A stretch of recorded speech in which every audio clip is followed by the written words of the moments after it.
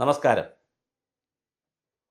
കനകൊലു effect കേരളത്തിൽ Waterloo ആകുമോ? ഒരു ചോദ്യമുണ്ട്. അപ്പോഴാണ് CPI കൊലു എന്ന് പറഞ്ഞ പുതിയൊരു കൊലു വന്നിരിക്കുന്നത്. അത് കനകൊലുവിൻ്റെ ചേട്ടൻ കൊലു. 25 സീറ്റിലാണ് കഴിഞ്ഞ പ്രാവശ്യം CPI മത്സരിച്ചത്. അതിൽ 17 സീറ്റിൽ അവർ ജയിച്ചു. കടപുഴുകി പോയ കൂട്ടത്തിൽ, സുനാമി പോലെ എല്ലാവരും ജയിച്ച കൂട്ടത്തിൽ, 100 സീറ്റ് കൂട്ടിയ കൂട്ടത്തിൽ 17 സീറ്റ് ജയിച്ചു. 17 പോയിട്ട് 8 സീറ്റിലാണ് തോറ്റുപോയത് CPI. പറവൂർ അടക്കമുള്ള 8 സീറ്റിൽ തോറ്റുപോയി. വി.ഡി. സതീശൻ്റെ പറവൂർ അടക്കമുള്ള 8 സീറ്റിൽ CPI തോറ്റുപോയി. ഇപ്രാവശ്യം ഡൽഹിയിൽ നിന്നുള്ളൊരു ഏജൻസിയാണെന്ന് പറയുന്നു. ഹൈദരാബാദ്, ചിലപ്പോൾ രണ്ടിടത്തും അവർക്ക് ഓഫീസ് കാണും. ഹൈദരാബാദിലുള്ള ഒരു സംഘമാണോ ഡൽഹിയിൽ നിന്നുള്ള സംഘമാണോ, രണ്ട് സ്ഥലത്തുള്ള രണ്ട് സംഘമാണോ ഒരു സംഘം എന്നറിയില്ല. കാര്യം 2 വാർത്ത പുറത്ത് വരുന്നുണ്ട്. ഒരു ചെറിയ സംഘം ആളുകൾ ഒരു പ്രസൻറ്റേഷൻ നടത്തി, പവർ പോയിൻ്റ് പ്രസൻറ്റേഷൻ നടത്തി. എവിടെ? CPIയുടെ സംസ്ഥാന എക്സിക്യൂട്ടീവ്. അല്ല, ഇപ്പോൾ PR വർക്കിൻ്റെ കാലമാണ്, പവർ പോയിൻ്റ് പ്രസൻറ്റേഷൻ്റെ കാലമാണ്. ഒരു രാഷ്ട്രീയ നേതാവ് എന്ത് കഴിക്കണം, എപ്പോൾ കഴിക്കണം, എങ്ങനെ ചിരിക്കണം, ഡൈ ചെയ്യണോ, ഡൈ ചെയ്യണ്ടേ, താടി മാത്രം വൈറ്റ് ആക്കിയിട്ട് ബാക്കിയെല്ലാം ഡൈ ചെയ്യണോ, താടി ബ്ലാക്ക് ആക്കിയിട്ട് ബാക്കിയെല്ലാം ഡൈ ചെയ്യണോ, അല്ല പിന്നെ വൈറ്റ് ആക്കിയിരിക്കണോ, ഹൃദയം ഇത്ര വേണം, ഇങ്ങനെ തുടങ്ങി ഡ്രസ്സ് ഏത് വേണം, എവിടെ കയറി ചായ കുടിക്കണം, ഏത് കാറിൽ പോകണം, ഏത് കൊച്ചിനെ എടുക്കണം, ഇങ്ങനെ മുഴുവൻ കാര്യം തീരുമാനിക്കുന്നത് മാർക്കറ്റിംഗ് PR ഏജൻസികളാണ്. അങ്ങനെ ഒരു കാലഘട്ടത്തിലാണ്. സർവേകളുടെ പ്രളയമാണ്. അപ്പോൾ ആദ്യ കൂട്ടത്തിൽ കനകൊലു സർവേ നടത്തിയാൽ, നമ്മൾ പണ്ട് കാലത്തൊരു കാര്യം പറഞ്ഞു, അപ്പുറത്ത് 1500 വീട്ടിൽ 1500 രൂപയുടെ പടക്കം വാങ്ങിച്ചാൽ നമുക്ക് പടക്കം വാങ്ങിക്കാൻ പൈസയില്ലേ, നമ്മൾ ചിരട്ടയെങ്കിലും എടുത്ത് കൊട്ടും, പടപടപടാ ശബ്ദം ഉണ്ടാക്കും എന്ന് പറഞ്ഞ കണക്ക് കോൺഗ്രസ് ഈ കനകൊലു എന്നൊക്കെ പറയുന്ന കർണാടകത്തിലെ വലിയൊരു കോൺഗ്രസ് നേതാവിൻ്റെ മകനെ കൊണ്ടുവന്ന് ഇത്രയും വലിയ സർവേയൊക്കെ നടത്തി, വയനാട്ടിൽ വലിയ സമ്മേളനമൊക്കെ നടത്തി, പടപടപടാ ഓരോ മണ്ഡലത്തെക്കുറിച്ച് 3 സ്ഥാനാർത്ഥികളെക്കുറിച്ചുള്ള വലിയ പ്രസൻറ്റേഷനൊക്കെ നടത്തിയപ്പോൾ CPI ആദ്യം അതിനെ പരിഹസിച്ചു. അതെന്ത് കനകൊലു എന്നൊക്കെ ചോദിച്ചു. പക്ഷെ പിന്നെയാണ് CPIക്ക് മനസ്സിലായത് കളം പ്രശ്നമാണ്. ജാഥ നടത്തിയപ്പോൾ കറക്റ്റായിട്ട് ബിനോയ് വിശ്വത്തിന് മനസ്സിലായി, ഇത് സംഭവം പണി പാളും, 8ൻ്റെ പണി കിട്ടും. അങ്ങനെയാണ് അവർ എന്ത് ചെയ്യാൻ തുടങ്ങി. ഡൽഹിയിൽ നിന്ന് ഹൈദരാബാദിൽ 2 ചേട്ടന്മാർ 2 ടീമിനെ ഇറക്കി. അവർ വന്ന് അവർക്ക് ഇവിടെ പവർ പോയിൻ്റ് പ്രസൻറ്റേഷൻ നടത്തുന്നവർക്ക് എന്താണ്, അവർ അടിപൊളി അവരെവിടെ നിന്നാണ് വിവരം എടുക്കുന്നത്? ഇപ്പോൾ സോഷ്യൽ മീഡിയ, നല്ലൊരു ടീമുണ്ടെങ്കിൽ സോഷ്യൽ മീഡിയയും ചാനലുകളും പത്രങ്ങളും ഡിജിറ്റൽ മീഡിയയൊക്കെ എടുത്തു കഴിഞ്ഞാൽ അതിൻ്റെ വിവരങ്ങൾ എടുത്താൽ മതി. കട്ട് ആൻഡ് പേസ്റ്റ് ചെയ്ത് കഴിഞ്ഞാൽ എത്ര പവർ പോയിൻ്റ് ഉണ്ടാക്കാൻ പറ്റും. അങ്ങനെ പവർ പോയിൻ്റ് ഉണ്ടാക്കി 25 സീറ്റിൽ മത്സരിച്ചാൽ 9 സീറ്റിലേ ജയിക്കുകയുള്ളൂ. കഴിഞ്ഞ പ്രാവശ്യം 17 സീറ്റ് ജയിച്ചവരാണ്, 8 സീറ്റ് നഷ്ടപ്പെട്ടുള്ളൂ. ഇപ്പോൾ 9 സീറ്റിലും ജയിക്കുകയുള്ളൂ. ബാക്കി 16, 4, 20, 25 16 സീറ്റിലും തോറ്റു പോകും എന്ന് CPIക്ക് ഒരു റിപ്പോർട്ട് കൊടുത്തിട്ടുണ്ട്. അപ്പോൾ ഈ റിപ്പോർട്ടിനെ ഈ ബിനോയ് വിശ്വത്തിൻ്റെയും കമ്മ്യൂണിസ്റ്റുകാരുടെയും ഒരു കുഴപ്പം, പകലാണ് എന്ന് പറഞ്ഞാൽ അവർ ചിലപ്പോൾ ഇഷ്ടപ്പെട്ടില്ലെങ്കിൽ രാത്രി എന്ന് പറഞ്ഞാൽ ഫുൾ അങ്ങോട്ട് ഉൾക്കൊള്ളില്ല. ഫുൾ കൊണ്ടാൽ വലിയ സൗന്ദര്യം ഉണ്ടായിരിക്കും, ഫുൾ ഉൾക്കൊണ്ടാൽ മുതലാളിത്തം ഫുൾ ഉൾക്കൊള്ളില്ല.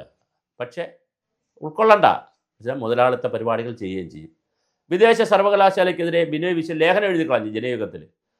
അവരുടെ മക്കളും ഭാര്യയൊക്കെ വിദേശ സർവകലാശാലയിലാണ് പഠിച്ചതും ഒക്കെ. അപ്പോൾ ഇതൊക്കെ ഒരു രസകരമാണ്. അപ്പോൾ ഉൾക്കൊള്ളൽ ഒരു പ്രശ്നമുണ്ട്, ഇൻക്ലൂസീവ്നെസ്സിൻ്റെ ഒരു പ്രശ്നമുണ്ട് കമ്മ്യൂണിസ്റ്റ് പാർട്ടിക്ക്. ഇവിടെ ബിനോയ് വിശ്വൻ ഇത് ചോദിച്ചോ പറഞ്ഞാൽ അത് ചുമ്മാ ഞങ്ങളൊരു തമാശ മാന്യമായിട്ട് പറഞ്ഞാൽ പോരെ. അവിടെ കനകൊലുവെങ്കിൽ ഇവിടെ CPI കൊലു, ഞങ്ങൾ നടത്തി സർവേ എന്നങ്ങ് പറഞ്ഞാൽ പോരെ. അതിൻ്റെ ഇടയിൽ ഒരു ഉരുളക്കം, മലയാളി ഇതെല്ലാം കണ്ടുകൊണ്ടിരിക്കുകയാണ്. നിങ്ങളവിടെ പവർ പോയിൻ്റ് പ്രസൻറ്റേഷൻ നടത്തിയപ്പോൾ ആ സെക്കൻഡിൽ തന്നെ സോഷ്യൽ മീഡിയയിൽ അത് വന്നു, പവർ പോയിൻ്റുകൾ PPT വരെ വന്നു. അപ്പോഴാണ് ഇരുന്ന് പറയുന്നത് അത് ഞങ്ങൾ ചുമ്മാ ഒരു വെറുതെ ഒരാളിനെ വിളിച്ച് ചോദിച്ചത്. എന്തിനാണ് കള്ളം പറയുന്നത്?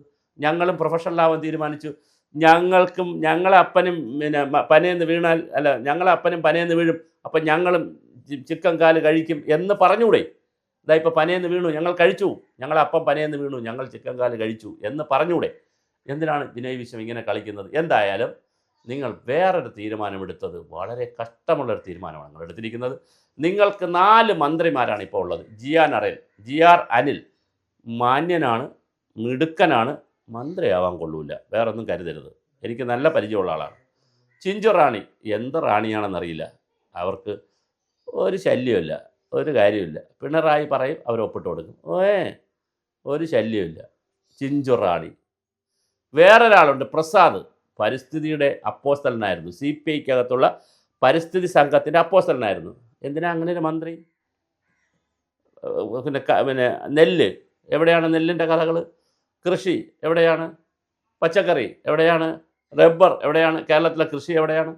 പിന്നെ എന്തിനാണ് അങ്ങനെ ഒരു മന്ത്രി? പിന്നെ വേറെ ആളുണ്ട്, സുമുഖൻ, സുന്ദരൻ, സുശീലൻ, ആർ രാജൻ അല്ലേ? കെ രാജൻ.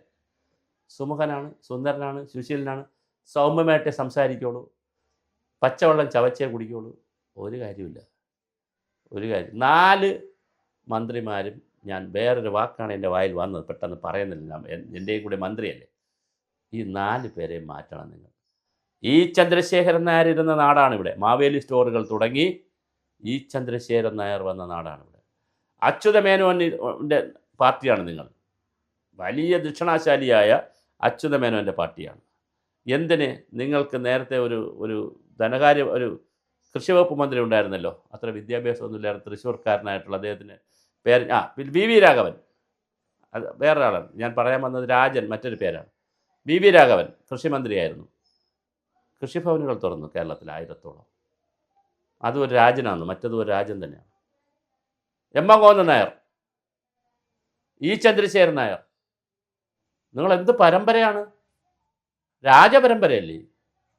ആ രാജപരമ്പരയിൽ ഇപ്പം അവസാനം വന്ന് ബിനോയ് വിശ്വത്തിലെത്തിയപ്പോൾ പപ്പട ധൂളിയായില്ലേ ബിനോയ് വിശ്വം സാറേ? അതുകൊണ്ട് നിങ്ങൾ കനകൊലു, CPI കൊലു ഒക്കെ അവിടെ നിൽക്കട്ടെ. നിങ്ങൾ സത്യസന്ധമായി കാര്യങ്ങൾ പറയുക. നിങ്ങൾ യാഥാർത്ഥ്യ ബോധത്തിലേക്ക് വരിക, ജനാധിപത്യ ബോധത്തിലേക്ക് വരിക.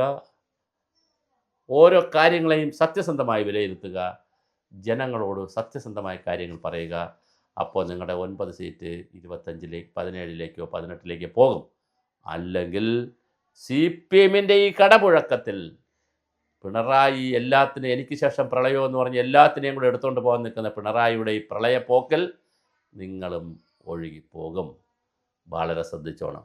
അടുത്തൊരു 8-10 വർഷത്തിനകത്ത് കേരളത്തിലെ ഇടതുപക്ഷത്തിന് എന്ത് സംഭവിക്കുമെന്ന് ബിനോയ് വിശ്വം ഒരു ഡയറി എടുത്ത് എഴുതി വെച്ചോ. ആയിരക്കണക്കിന് ആളുകളായിരിക്കും കോൺഗ്രസ്സിലും BJPയിലേക്കും പോകുന്നത്. അതിനെ തടയാൻ നിങ്ങൾക്ക് കഴിയില്ല. വളരെ ശക്തമായ രീതിയിലാണ് മറ്റ് സംവിധാനങ്ങൾ വരുന്നത്. നിങ്ങൾ സൂക്ഷിക്കുകയാണ്.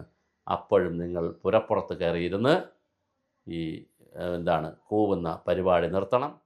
നിങ്ങൾ ഈ രാത്രി പ്രസ്താവനകൾ മതിയാക്കണം. സത്യസന്ധമായ കാര്യങ്ങളിലേക്ക് വരണം മിസ്റ്റർ ബിനോയ് വിശ്വം. അല്ലെങ്കിൽ ഈ ഒരു പാർട്ടി മ്യൂസിയത്തിൽ വയ്ക്കാൻ പോലും കാണുകയില്ല. ഞാൻ മറ്റൊരർത്ഥത്തിൽ പറഞ്ഞതല്ല.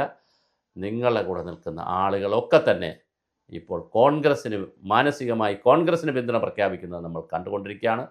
CPIയുടെ ബുദ്ധിജീവികളടക്കം, CPIയിൽ ഉണ്ടായിരുന്നു എന്ന് പറയുന്ന അക്കാഡമിഷ്യന്മാരടക്കം കോൺഗ്രസ്സിന് കീജെ പാടുന്നതാണ് സോഷ്യൽ മീഡിയയിൽ നമ്മൾ കാണുന്നത്.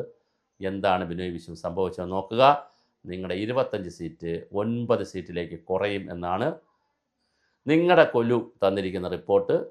അത് ഡൽഹിയിൽ നിന്ന് വന്നവരായാലും ഹൈദരാബാദിൽ നിന്ന് വന്നവരായാലും നിങ്ങൾ സൂക്ഷിക്കുക. Beware of people.